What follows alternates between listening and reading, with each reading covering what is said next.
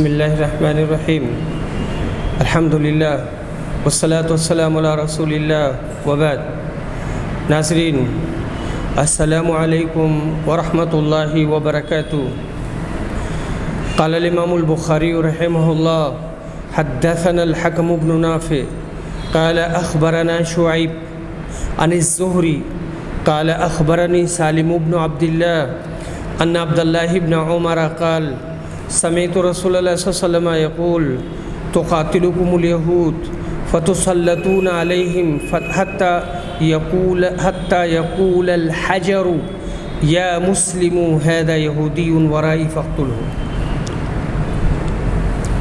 عبداللہ بن عمر رضی اللہ عنہ روایت کرتے ہیں کہ میں نے رسول صلی اللہ علیہ وسلم کو فرماتے ہوئے سنا کہ تم یہودیوں سے ایک جنگ کرو گے اور اس میں ان پر غالب آ جاؤ گے۔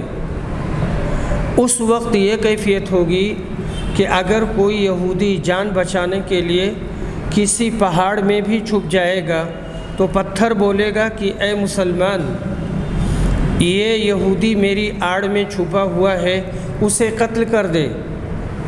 یہ اس وقت ہوگا جب عیسیٰ علیہ السلام اتریں گے اور یہودی لوگ دجال کے لشکری ہوں گے۔ حضرت عیسیٰ باب لط کے پاس دجال کو ماریں گے اور اس کے لشکر والے جا بجا مسلمانوں کے ہاتھوں قتل ہوں گے۔ حدیث نمبر 3594۔ ابو سعید خدری رضی اللہ عنہ روایت کرتے ہیں کہ نبی صلی اللہ علیہ وسلم نے فرمایا لوگوں پر ایک ایسا زمانہ آئے گا کہ جہاد کے لیے فوج جمع ہوگی۔ پوچھا جائے گا کہ فوج میں کوئی ایسے بزرگ بھی ہیں جنہوں نے رسول صلی اللہ علیہ وسلم کی صحبت اٹھائی ہو، یعنی کوئی صحابی ہیں؟ معلوم ہوگا کہ ہیں، تو ان کے ذریعہ فتح کی دعا مانگی جائے گی۔ پھر ایک جہاد ہوگا اور پوچھا جائے گا کیا فوج میں کوئی ایسے شخص ہیں جنہوں نے رسول صلی اللہ علیہ وسلم کے کسی صحابی کی صحبت اٹھائی ہو، یعنی کوئی تابعی ہیں جو صحابی سے ملے ہوں؟ معلوم ہوگا کہ ہیں، تو ان کے ذریعہ فتح کی دعا مانگی جائے گی، پھر ان کی دعا کی برکت سے فتح ہوگی۔ حدیث نمبر 3595۔ عدی بن حاتم روایت کرتے ہیں کہ میں نبی صلی اللہ علیہ وسلم کی خدمت میں ایک بار حاضر تھا۔ ایک صاحب آئے اور رسول اکرم سے فقر و فاقہ کی شکایت کی۔ پھر دوسرے صاحب آئے اور راستوں کی بدامنی کی شکایت کی۔ اس پر نبی صلی اللہ علیہ وسلم نے فرمایا عدی، تم نے مقام ہیرا دیکھا ہے جو کوفہ کے اور یہ ہیرا کوفہ کے پاس ایک بستی ہے۔ میں نے عرض کیا کہ میں نے دیکھا تو نہیں، البتہ اس کا نام میں نے سنا ہے۔ آپ نے فرمایا اگر تمہاری زندگی کچھ اور لمبی ہوئی تو تم دیکھو گے کہ ہودج میں ایک عورت اکیلی ہیرا سے سفر کرے گی اور مکہ پہنچ کر کعبہ کا طواف کرے گی اور اللہ کے سوا اسے کسی کا بھی خوف نہیں ہوگا۔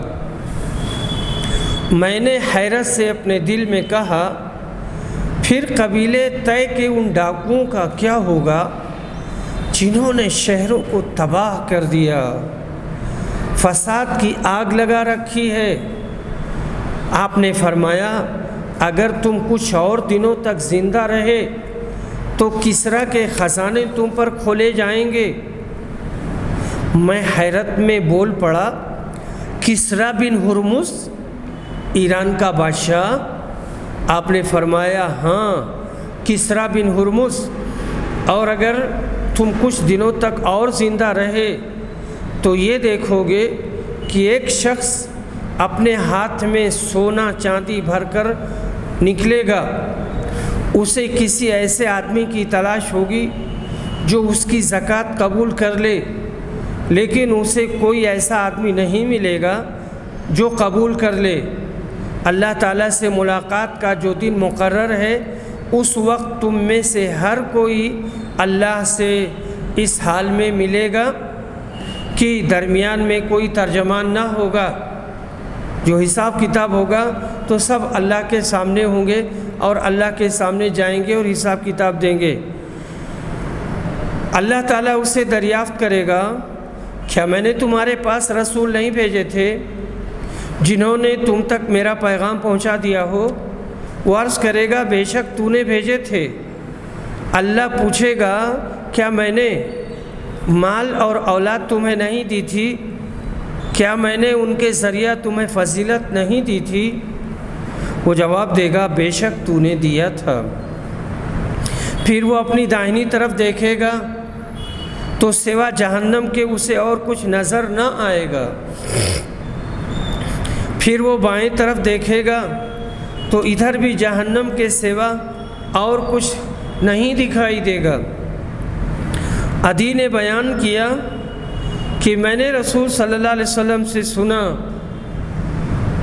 آپ نے کہا تھا کہ جہنم سے ڈرو، گرچہ کھجور کے ایک ٹکڑے کے ذریعہ، یعنی کھجور کا ایک ٹکڑا ہی صدقے میں دے کر کے۔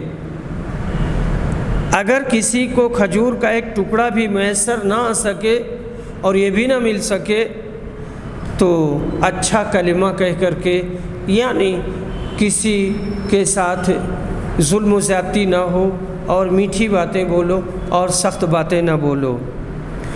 عدی بیان کرتے ہیں کہ میں نے ہودج میں بیٹھی ہوئی ایک اکیلی عورت کو تو خود دیکھ لیا کہ ہیرا سے سفر کے لیے نکلی اور مکہ پہنچ کر اس نے کعبہ کا طواف کیا اور اسے اللہ کے سوا اور کسی کا راستے میں کوئی خوف نہیں تھا، نہ چور نہ ڈاکو۔ اور مجاہدین کی اس جماعت میں تو میں خود شریک تھا جس نے کسریٰ بن ہرمز کے خزانے فتح کیے۔ اور اگر تم لوگ کچھ دنوں تک اور زندہ رہے تو وہ بھی دیکھ لو گے جو رسول صلی اللہ علیہ وسلم نے فرمایا کہ ایک شخص اپنے ہاتھ میں زکوٰۃ کا سونا چاندی لے کر نکلے گا پر اسے قبول کرنے والا کوئی نہیں ہوگا۔ حدیث نمبر 3596، عقبہ بن عامر روایت کرتے ہیں کہ نبی صلی اللہ علیہ وسلم ایک دن مدینہ سے باہر نکلے اور شہدائے احد پر نماز پڑھی جیسے میت پر پڑھتے ہیں۔ اس کے بعد آپ منبر پر تشریف لائے اور فرمایا، میں حوض کوثر پر تم سے پہلے پہنچوں گا اور قیامت کے دن تمہارے لیے میر سامہ بنوں گا، پہلے ہی میں پہنچ جاؤں گا، تم پر گواہی دوں گا، اور اللہ کی قسم میں اپنے حوض کوثر کو اس وقت بھی دیکھ رہا ہوں۔ مجھے روئے زمین کے خزانوں کی کنجیاں دی گئی ہیں، اور قسم اللہ کی مجھے تمہارے بارے میں یہ ڈر نہیں کہ تم شرک کرنے لگو گے، میں تو اس سے ڈرتا ہوں کہ کہیں دنیا داری میں پڑھ کر ایک دوسرے سے رشک و حسد نہ کرنے لگو۔ تو نبی صلی اللہ علیہ وسلم نے کہا تھا کہ میں حوض کوثر کو دیکھ رہا ہوں، تو اس میں دیکھنے میں کوئی دقت نہیں ہے، اللہ تعالیٰ اپنے رسول کو جو چاہے دکھا سکتا ہے۔ آپ کی یہ پیشگوئی بالکل سچ ثابت ہوئی، مسلمانوں کو بڑا عروج حاصل ہوا، مگر یہ آپس کے رشک اور حسد سے خراب ہو گئے۔ تاریخ بتلاتی ہے کہ مسلمانوں کو خود اپنوں ہی کے ہاتھوں جو تکالیف ہوئیں وہ اغیار کے ہاتھوں سے نہیں ہوئیں۔ مسلمانوں کے لیے اغیار کی ریشہ دوانیوں اور برے منصوبوں میں بھی بیشتر غدار مسلمانوں کا ہاتھ رہا ہے۔ حدیث نمبر 3597، اسامہ بن زید روایت کرتے ہیں کہ نبی صلی اللہ علیہ وسلم ایک مرتبہ مدینہ کے ایک بلند ٹیلہ پر چڑھے اور کہا جو کچھ میں دیکھ رہا ہوں کیا تمہیں بھی نظر آ رہا ہے؟ میں فتنوں کو دیکھ رہا ہوں کہ تمہارے گھروں میں وہ اس طرح گر رہے ہیں جیسے بارش کی بوندیں گرا کرتی ہیں، اور بارش کی بوندیں کثرت سے گرتی ہیں۔ بتانے کا مطلب یہ ہے کہ بہت زیادہ فتنے ہوں گے اور لگاتار فتنے واقع ہوتے چلے جائیں گے، اور جب اس کا سلسلہ شروع ہوا تو بند نہیں ہوا۔ حضرت عثمان رضی اللہ عنہ کی شہادت کے بعد جو فتنے برپا ہوئے ان پر یہ اشارہ ہے۔ ان فتنوں نے ایسا سر اٹھایا کہ آج تک ان کے تباہ کن اثرات باقی ہیں۔ حدیث نمبر 3598، زینب بنت جہش بیان کرتی ہیں کہ ایک دن نبی اکرم ان کے گھر تشریف لائے تو آپ بہت پریشان نظر آ رہے تھے اور کہہ رہے تھے اللہ کے سوا اور کوئی معبود نہیں، عرب کے لیے تباہی اس شہر سے آئے گی جس کے واقع ہونے کا زمانہ قریب ہے۔ آج یاجوج ماجوج کی دیوار میں اتنا شگاف ہو گیا ہے، اور آپ نے انگلیوں سے حلقہ بنا کر اس کی وضاحت کی۔ ام المومنین زینب نے بیان کیا کہ میں نے عرض کیا اے اللہ کے رسول، ہم میں نیک لوگ ہوں گے پھر بھی ہم ہلاک کر دیے جائیں گے؟ آپ نے فرمایا ہاں، جب خباثتیں بڑھ جائیں گی تو ایسا ہوگا۔ حدیث نمبر 3599، حضرت ام سلمہ رضی اللہ عنہ بیان کرتی ہیں کہ رسول اکرم صلی اللہ علیہ وسلم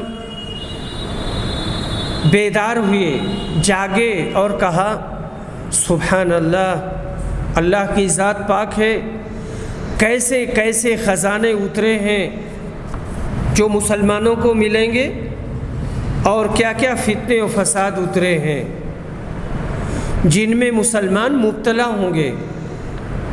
فتوحات اسلامی اور باہمی جھگڑے ہر دور کے لیے آپ نے پیشگوئی فرمائی جو حرف بحرف پوری ہوئی۔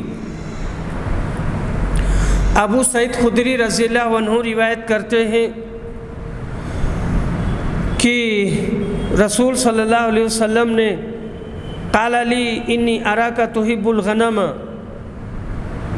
یہاں پر جو روایت ہے کہ ابو سعید خدری نے بیان کیا کہ میں دیکھ رہا ہوں کہ میں تمہیں بکریوں سے بہت محبت ہے، کہ تمہیں بکریوں سے بہت محبت ہے اور تم انہیں پالتے ہو، تو تم ان کی نگہداشت اچھی کیا کرو اور ان کی ناک کی صفائی کا بھی خیال رکھا کرو، کیونکہ میں نے نبی صلی اللہ علیہ وسلم سے سنا، آپ نے فرمایا لوگوں پر ایسا زمانہ آئے گا کہ مسلمان کا سب سے عمدہ مال اس کی بکریاں ہوں گی، جنہیں لے کر وہ پہاڑ کی چوٹیوں پر چڑھ جائے گا، وہ بارش گرنے کی جگہ میں چلا جائے گا، اس طرح وہ اپنے دین کو فتنوں سے بچا کر بھاگتا پھرے گا۔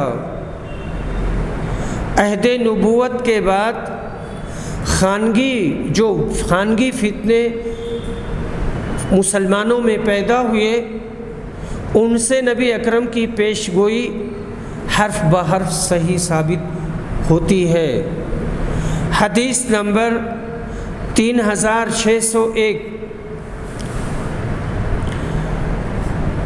ابو ہریرہ رضی اللہ عنہ روایت کرتے ہیں کہ رسول صلی اللہ علیہ وسلم نے فرمایا فتنوں کا دور جب آئے گا تو اس میں بیٹھنے والا کھڑا رہنے والے سے بہتر ہوگا، کھڑا رہنے والا چلنے والے سے بہتر ہوگا، اور چلنے والا دوڑنے والے سے بہتر ہوگا۔ جو اس میں جھانکے گا فتنہ بھی اسے اچک لے گا، اور اس وقت جسے جہاں بھی پناہ ملے بس وہیں پناہ پکڑ لے تاکہ اپنے دین کو فتنوں سے بچا سکے۔ متفق علیہ۔ حدیث نمبر 3602، ابو ہریرہ رضی اللہ عنہ روایت کرتے ہیں کہ رسول صلی اللہ علیہ وسلم نے فرمایا تھا کہ نمازوں میں سے ایک نماز ایسی ہے جس سے وہ چھوٹ جائے گویا اس کا گھر بار سب برباد ہو گیا، اور وہ عصر کی نماز ہے۔ یہ بھی متفق علیہ ہے۔ حدیث نمبر 3603، عبداللہ بن مسعود رضی اللہ عنہ روایت کرتے ہیں نبی صلی اللہ علیہ وسلم سے آپ نے فرمایا، میرے بعد تم پر ایک ایسا زمانہ آئے گا جس میں تم پر دوسروں کو مقدم کیا جائے گا اور دوسروں کو ترجیح دی جائے گی، اور ایسی باتیں سامنے آئیں گی جن کو تم برا سمجھو گے۔ لوگوں نے عرض کیا، اے رسول اللہ، اس وقت ہمیں آپ کیا حکم فرماتے ہیں؟ جب یہ زمانہ آئے گا تو ہم کیا کریں گے؟ آپ نے کہا، جو حقوق تم پر دوسروں کے واجب ہوں انہیں ادا کرتے رہنا، یعنی تمہارا جو حاکم ہے ان کے حقوق کی ادائیگی کرتے رہنا، اور اپنے حقوق اللہ ہی سے مانگنا، یعنی صبر کرو اور اپنا حق لینے کے لیے خلیفہ اور حاکم وقت سے بغاوت نہ کرنا۔ حدیث نمبر 3604، ابو ہریرہ رضی اللہ عنہ روایت کرتے ہیں، کہتے ہیں کہ رسول صلی اللہ علیہ وسلم نے فرمایا، اس قبیلے قریش کے بعض آدمی لوگوں کو ہلاک و برباد کر دیں گے۔ صحابہ نے عرض کیا، ایسے وقت کے لیے آپ ہمیں کیا حکم فرماتے ہیں؟ آپ نے کہا، کاش لوگ ان سے بس الگ ہی رہتے، دور رہتے اور ان کو چھوڑ دیتے۔ یہ حدیث متفق علیہ ہے۔ حدیث نمبر 3605، ابو ہریرہ رضی اللہ عنہ روایت کرتے ہیں، اس وقت میں نے ابو ہریرہ سے سنا، یہاں پر یہ مروان بن حکم اور ابو ہریرہ سے، اور کہتے ہیں مروان کہ میں نے ابو ہریرہ سے سنا، انہوں نے کہا کہ میں نے رسول صلی اللہ علیہ وسلم سے سنا، آپ فرما رہے تھے، میری امت کی بربادی قریش کے چند لڑکوں کے ہاتھوں پر ہوگی۔ مروان نے پوچھا، نوجوان لڑکوں کے ہاتھ پر؟ اس پر ابو ہریرہ نے کہا کہ اگر تم چاہو تو میں ان کے نام بھی لے دوں کہ وہ بنو فلاں اور بنو فلاں ہوں گے۔ حضرت ابو ہریرہ کو نبی صلی اللہ علیہ وسلم نے ان کے نام بھی بتلائے ہوں گے۔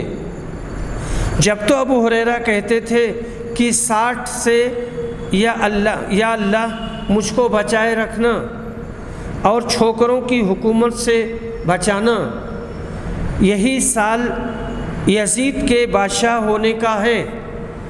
اکثر نوجوان تجربات سے نہیں گزرنے پاتے، اس لیے بسا اوقات سیادت و قیادت میں وہ خرابیاں پیدا کرنے والے ثابت ہوتے ہیں۔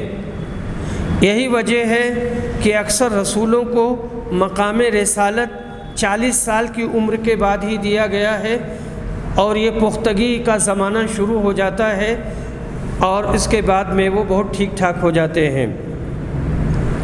حدیث نمبر 3606، حذیفہ بن یمان روایت کرتے ہیں کہ صحابہ کرام تو رسول صلی اللہ علیہ وسلم سے خیر کے متعلق سوالات کیا کرتے تھے، بھلائی کے متعلق، لیکن میں شر کے بارے میں پوچھتا تھا، گناہوں کے بارے میں، اس خوف سے کہ کہیں میں ان میں پھنس نہ جاؤں، میں سمجھوں کہ یہ کام اچھا ہے اور اچھا نہ ہو۔ تو میں نے ایک مرتبہ رسول اکرم سے سوال کیا، اللہ کے رسول، ہم جاہلیت اور شر کے زمانے میں تھے، پھر اللہ تعالیٰ نے ہمیں یہ خیر و برکت عطا فرمائی۔ خیر و برکت یعنی اسلام، ہمیں اسلام کی دولت دی اور مسلمان بنایا۔ اب کیا اس خیر کے بعد پھر شر کا کوئی زمانہ آئے گا؟ آپ نے فرمایا ہاں۔ میں نے سوال کیا اور اس شر کے بعد پھر خیر کا کوئی زمانہ آئے گا؟ آپ نے فرمایا کہ ہاں، لیکن اس خیر پر کچھ دھواں ہوگا۔ میں نے کہا وہ دھواں کیا ہوگا؟ آپ نے جواب دیا کہ ایسے لوگ پیدا ہوں گے جو میری سنت اور طریقے کے علاوہ دوسرے طریقے اختیار کریں گے، ان میں کوئی بات اچھی ہوگی کوئی بری۔ میں نے سوال کیا کیا اس خیر کے بعد پھر شر کا کوئی زمانہ آئے گا؟ آپ نے کہا ہاں، جہنم کے دروازوں کی طرف بلانے والے پیدا ہوں گے، جو ان کی بات قبول کرے گا اسے وہ جہنم میں جھونک دیں گے۔ میں نے عرض کیا اللہ کے رسول، ان کے اوصاف بھی بیان کر دیجئے۔ آپ نے کہا وہ لوگ ہماری ہی قوم و مذہب کے ہوں گے، ہماری ہی زبان بولیں گے۔ میں نے عرض کیا پھر اگر میں ان لوگوں کا زمانہ پاؤں تو میرے لیے آپ کا حکم کیا ہے؟ آپ نے فرمایا مسلمانوں کی جماعت اور ان کے امام کے تابع رہنا، یعنی جماعت سے الگ نہ ہونا اور حاکم سے بغاوت نہ کرنا۔ میں نے کہا کہ اگر مسلمانوں کی کوئی جماعت نہ ہو اور نہ ان کا کوئی امام ہو تب کیا کریں؟ آپ نے فرمایا پھر ان تمام فرقوں سے اپنے کو الگ رکھنا، اگرچہ تجھے اس کے لیے کسی درخت کی جڑ چبانی پڑے، یعنی تن و تنہا رہنا اور کچھ بھی نہ ہو تمہارے پاس تب بھی اس پیڑ کو لازم پکڑنا۔ حقیقی معنی میں پیڑ کی جڑ چبانا مقصود نہیں ہے یہ، لیکن الگ ہو جانا مقصود ہے، یہاں تک کہ تیری موت آ جائے اور تو اسی حالت پر ہو تو یہ تیرے حق میں ان کی صحبت میں رہنے سے بہتر ہوگا۔ حدیث نمبر 3607 حذیفہ بن یمان روایت کرتے ہیں کہ میرے ساتھیوں نے یعنی صحابہ نے تو نبی صلی اللہ علیہ وسلم سے بھلائی کے حالات سیکھے اور میں نے برائی کے حالات دریافت کیے۔ حدیث میں ایسے لوگوں کا ذکر آیا ہے جو حدیث نبوی پر نہیں چلیں گے، ان کی کوئی بات اچھی ہوگی کوئی بری۔ اس پر حضرت مولانا وحید الزماں صاحب لکھتے ہیں یہ زمانہ گزر چکا، مسلمان نیک کام کرتے تھے، نماز پڑھتے تھے، مگر اس کے ساتھ اتباع سنت کا خیال نہیں رکھتے تھے، بہت سی بدعات میں گرفتار تھے، اور سب سے بڑھ کر یہ بات ہے کہ انہوں نے قرآن و حدیث کو پس پشت ڈال دیا تھا۔ وہ یہ سمجھتے تھے کہ اب قرآن اور حدیث کی حاجت نہیں رہی، مجتہدوں نے سب چھان ڈالا ہے اور جو نکالنا تھا وہ نکال لیا ہے۔ قرآن کبھی تیجا یا دہم میں بطور تبرک پڑھ لیتے، تراویح میں قرآن کے الفاظ سن لیتے، حدیث بھی کبھی بطور تبرک پڑھ لیتے، عمل کرنے کی نیت سے نہیں پڑھتے، باقی ساری عمر ہدایہ اور شرح وقایہ اور کنز اور قدوری اور شرح مواہب اور شرح عقائد میں صرف کرتے۔ ارے اللہ کے بندو، ان سب کتابوں سے فائدہ کیا فائدہ؟ قرآن اور بخاری، صحیح بخاری اپنے بچوں کو سمجھ کر پڑھاتے تو یہ دونوں کتابیں تم کو کافی تھیں۔ حدیث ہادہ میں کچھ اور لوگوں کی نشاندہی کی گئی ہے جو بظاہر اسلام ہی کا نام لیں گے مگر باطن میں دوزخ کے داعی ہوں گے، یعنی دل میں پکے کافر و ملحد ہوں گے۔ ان سے وہ مغرب زدہ لوگ بھی مراد ہو سکتے ہیں جو اسلام کا نام لینے کے باوجود مغربی تہذیب کے دلدادہ ہیں اور اسلام پر ہنسی اڑاتے ہیں، اسلام کو دقیانوسی مذہب اور قرآن کو دقیانوسی کتاب کہتے ہیں، دن رات مغربی تہذیب کی خوبیوں کے گیت گاتے رہتے ہیں اور سر سے پیر تک انگریز بننے کو فخر سمجھتے ہیں، انہی کی طرح کھاتے ہیں، ان کی طرح کھڑے ہو کر پیشاب کرتے ہیں۔ الغرض تہذیب جدید کے یہ دل دادا جنہوں نے اسلام کو قطعاً چھوڑ دیا ہے پھر بھی اسلام کا نام لیتے ہیں، یہ 100% اس حدیث میں وارد وعید شدید کے مصداق ہیں۔ شرح وحیدی حدیث ھذا میں پیش گوئی کا ایک خاص تعلق خوارج سے ہے جو حضرت علی کے خلاف بغاوت کا جھنڈا بلند کر کے کھڑے ہو گئے تھے اور جو بظاہر قرآن مجید کا نام لیتے اور آیت ان الحکم الا للہ سورہ انعام آیت نمبر 57 پڑھ کر حضرت علی کی تکفیر کرتے تھے۔ ان لوگوں نے اسلام کو شدید نقصان پہنچایا اور ان لوگوں نے بھی جو حضرت علی کی محبت میں غلو کر کے غلط ترین عقائد میں مبتلا ہو گئے تھے۔ حدیث نمبر 3608 ابو ہریرہ رضی اللہ عنہ کہتے ہیں کہ رسول صلی اللہ علیہ وسلم نے فرمایا، قیامت اس وقت تک قائم نہیں ہوگی جب تک دو جماعتیں مسلمانوں کی آپس میں جنگ نہ کر لیں اور دونوں کا دعویٰ ایک ہوگا، دونوں کا دعویٰ یہ ہوگا کہ وہ حق پر ہیں، یہ بھی دعویٰ کرے گا کہ یہ حق پر ہے، دوسرا والا بھی دعویٰ کرے گا کہ وہ حق پر ہے۔ دونوں یہ دعویٰ کریں گے کہ ہم مسلمان ہیں اور حق پر لڑ رہے ہیں، اگرچہ نفس الامر میں ایک حق پر ہوگا اور دوسرا ناحق پر۔ یہ پیشین گوئی آپ نے اس لڑائی کی فرمائی جو حضرت علی اور معاویہ میں ہوئی۔ دونوں طرف والے مسلمان تھے اور حق پر لڑنے کا دعویٰ کرتے تھے، اور خود حضرت علی سے منقول ہے کہ انہوں نے حضرت معاویہ اور ان کے گروہ کے متعلق خود فرمایا کہ وہ ہمارے بھائی ہیں، جنہوں نے ہم پر بغاوت کی وہ کافر یا فاسق نہیں ہیں۔ ان واقعات میں آج کے نام نہاد علماء کے لیے بھی سبق ہے جو ذرا سی باتوں پر آپس میں تکفیر و تفسیق کے گولے پھینکنے لگ جاتے ہیں، یعنی بات پر فاسق کہتے ہیں، کافر کہتے ہیں، اس طرح امت کے شیرازے کو منتشر کرتے ہیں۔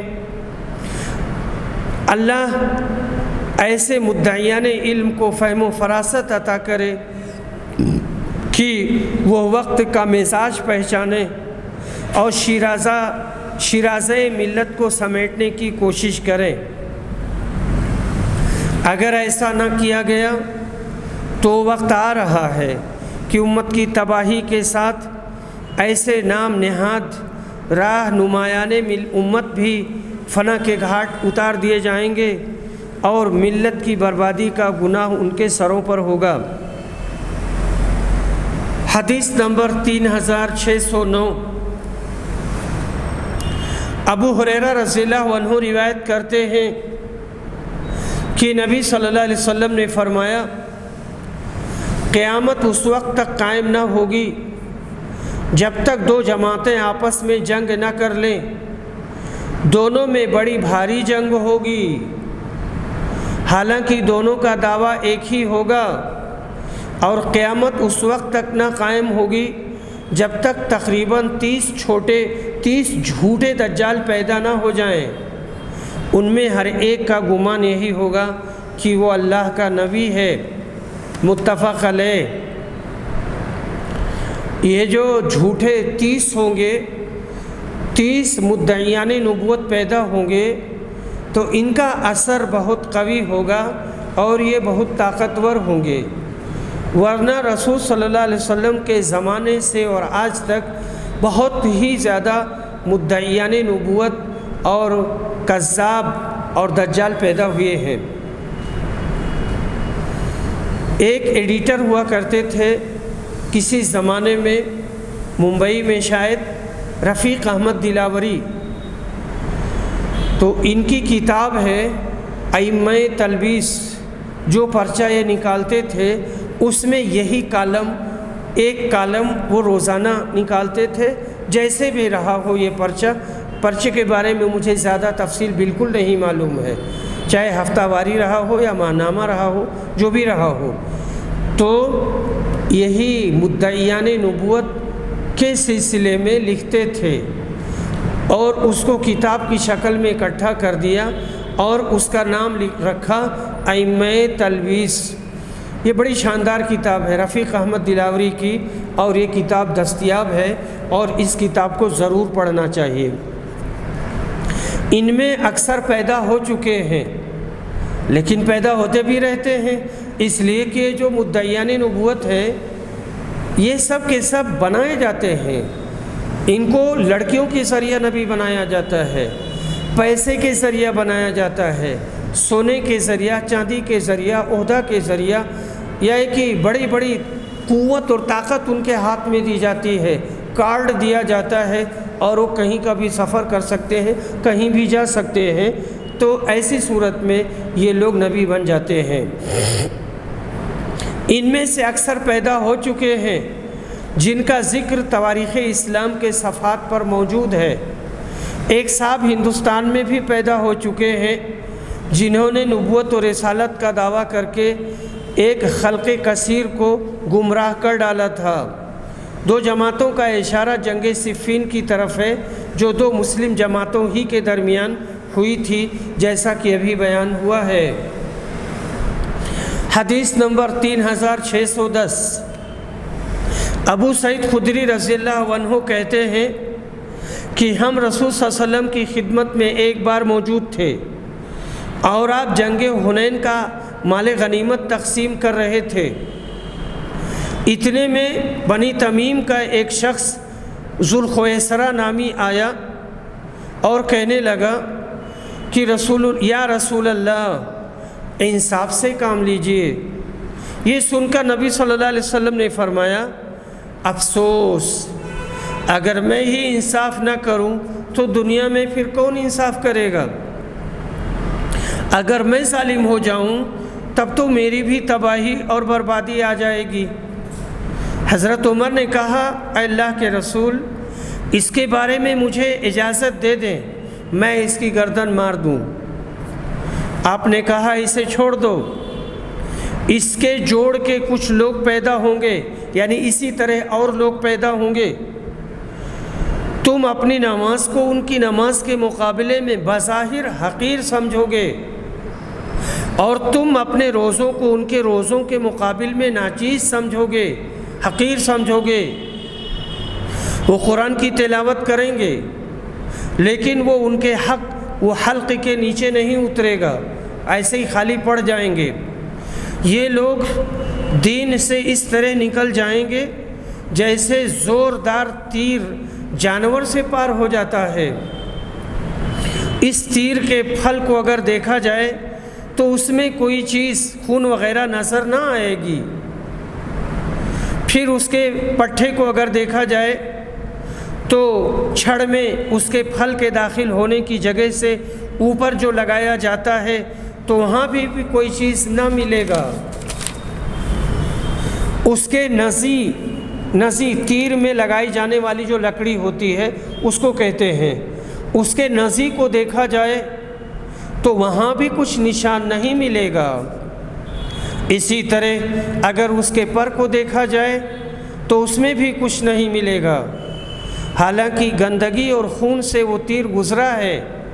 उनकी अलामत एक काला शख्स होगा,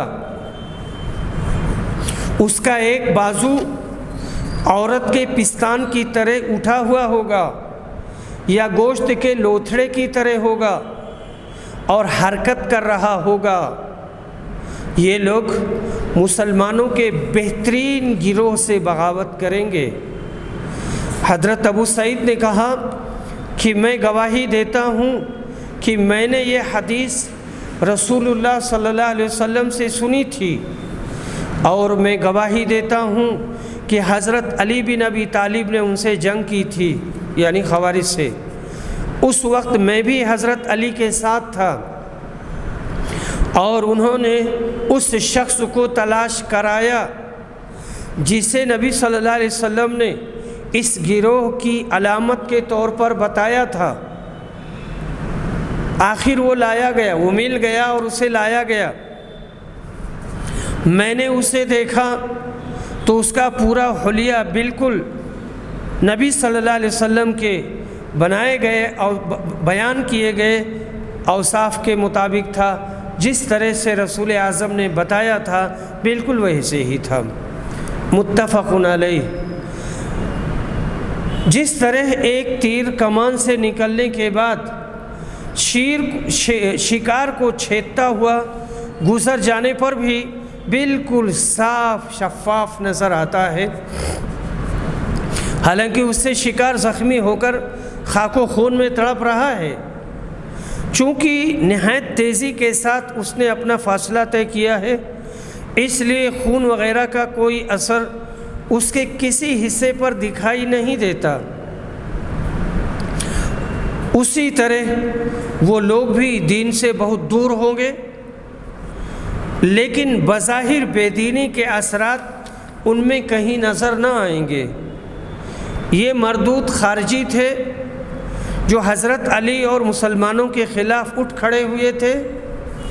ظاہر میں اہل کوفہ کی طرح بڑے نمازی پرہیزگار ادنا بات پر مسلمانوں کو کافر بنانا ان کے بائیں ہاتھ کا کرتب تھا۔ حضرت علی نے ان کو مارا، ان میں سے ایک بھی زندہ نہ چھوڑا۔ حدیث نمبر 3611۔ سوید بن غفلہ روایت کرتے ہیں کہ حضرت علی نے کہا، جب تم سے کوئی بات رسول صلی اللہ علیہ وسلم کے حوالے سے بیان کروں تو یہ سمجھو کہ میرے لیے آسمان گر جانا اس سے بہتر ہے کہ میں نبی صلی اللہ علیہ وسلم پر کوئی جھوٹ باندھوں اور جھوٹ بات ان پر کہوں۔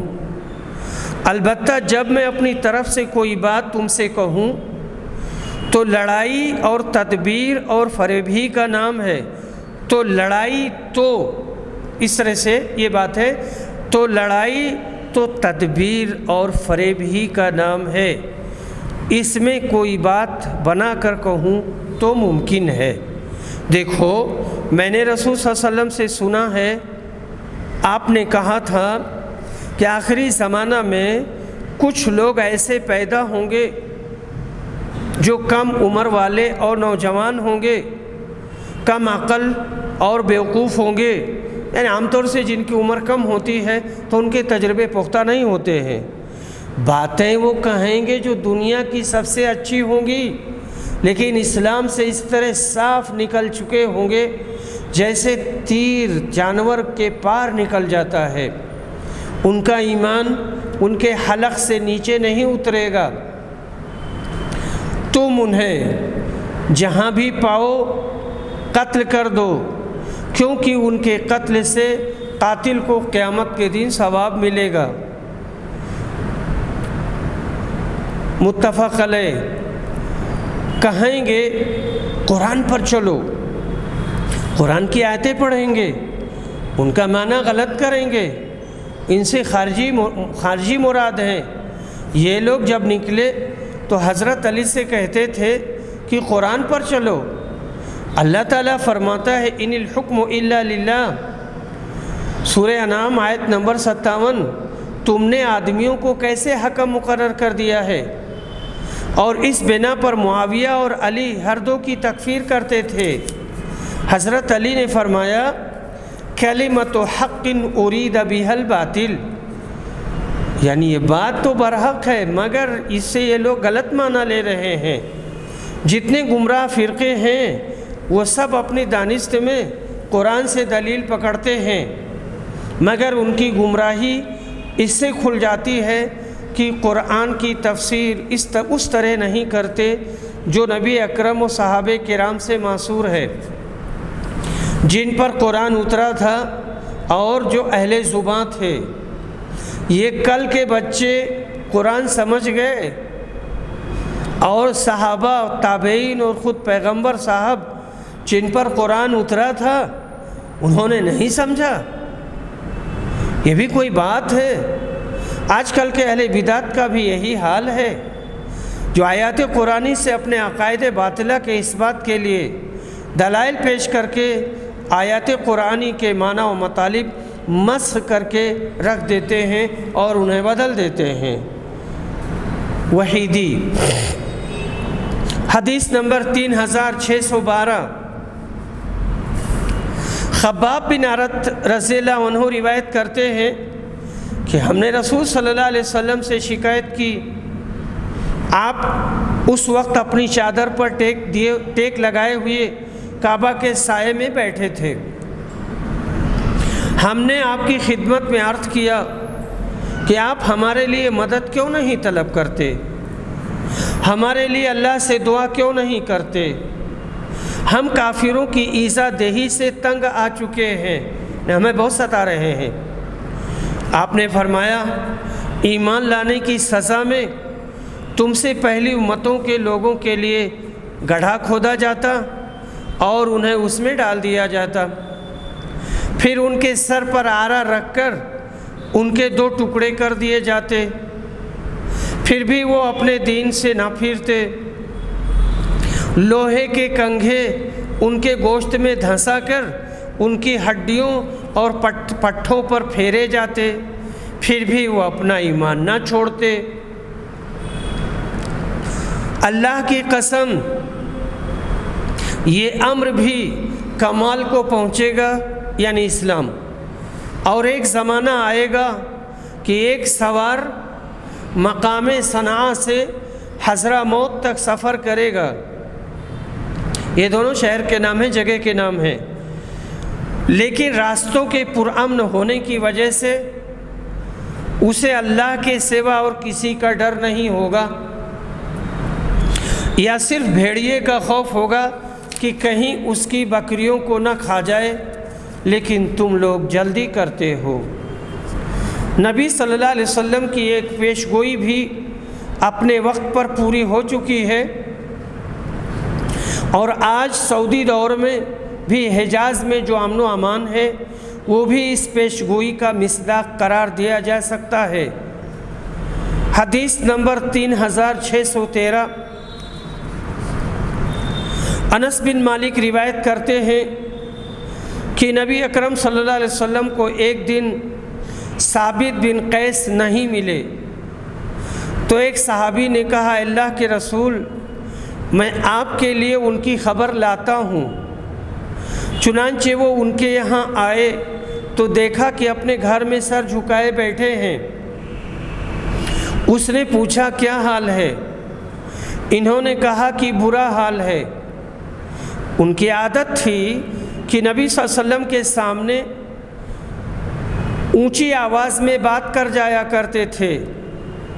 انہوں نے کہا، اسی لیے میرا عمل غارت ہو گیا اور میں دوزخیوں میں ہو گیا ہوں۔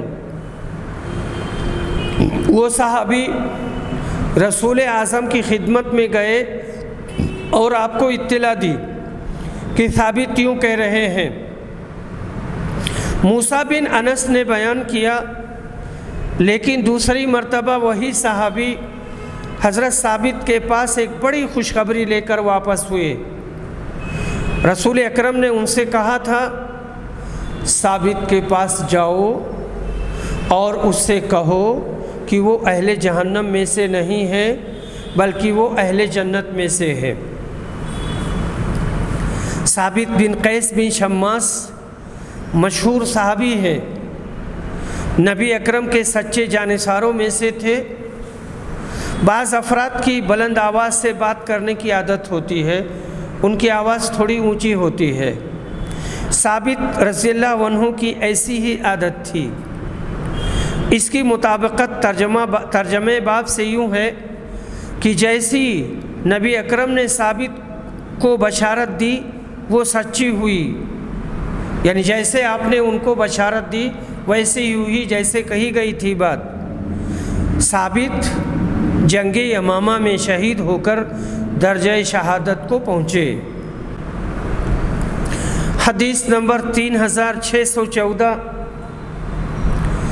حضرت براء ابن عازب روایت کرتے ہیں، کہتے ہیں کہ ایک صحابی، ان کا نام اسید بن حضیر تھا، ایک صحابی نے نماز میں سورہ کہف کی تلاوت کی۔ اسی گھر میں گھوڑا بندھا ہوا تھا، گھوڑے نے اچھلنا کودنا شروع کر دیا۔ اسید نے ادھر خیال نہ کیا، اس کو اللہ کے حوالے کر دیا۔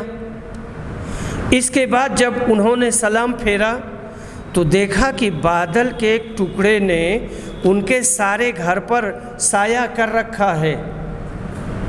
اس واقعہ کا ذکر انہوں نے نبی اکرم صلی اللہ علیہ وسلم سے کیا تو آپ نے فرمایا قرآن پڑھتا ہی رہ، کیونکہ یہ سکینہ ہے، یہ قرآن کی وجہ سے نازل ہوئی۔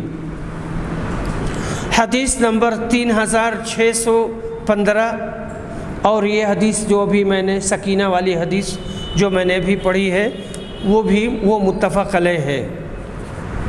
حدیث نمبر 3615، براء ابن عازب روایت کرتے ہیں، کہتے ہیں کہ ابو بکر میرے والد کے پاس ان کے گھر آئے اور ان سے ایک پالان خریدا۔ پھر انہوں نے میرے والد سے کہا کہ اپنے بیٹے کے ذریعہ اسے میرے ساتھ بھیج دو۔ حضرت براء نے بیان کیا، چنانچہ میں نے اس کواجاوے کو اٹھا کر آپ کے ساتھ چلا